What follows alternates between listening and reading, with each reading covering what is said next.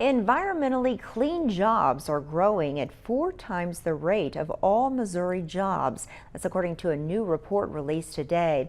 They include ones in clean energy and also ones manufacturing products that use or help preserve clean energy. Missouri Capitol Bureau Chief Joe McLean is digging into that report from Jefferson City.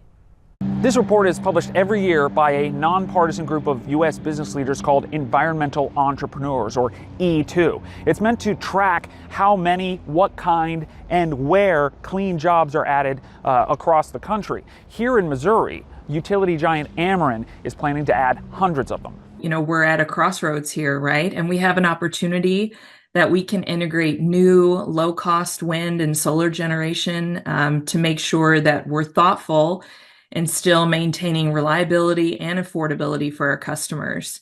Amanda Barbieri helps manage Ameren Missouri's renewable energy division. Right now, the utility has 3 solar energy projects in the works, which are expected to create more than 1,400 jobs. It's a big investment, but Barbieri said it's worth it to maintain a competitive market edge. Starting now allows us to get the best projects that are available for our customers at the best prices. In its 2024 Clean Jobs Report for the Midwest, E2 and Evergreen Climate Innovations said Missouri added jobs at a rate of just over 1% in 2023. Its clean jobs, though, increased by 5%.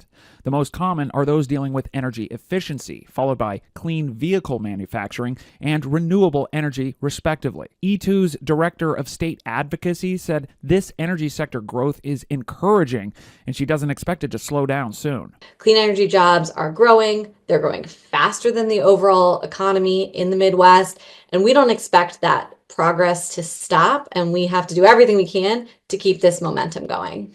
Missouri is now ranked 22nd in the U.S. for clean jobs, dropping 1 spot from last year's report. In Jefferson City, Joe McLean, WGEM News.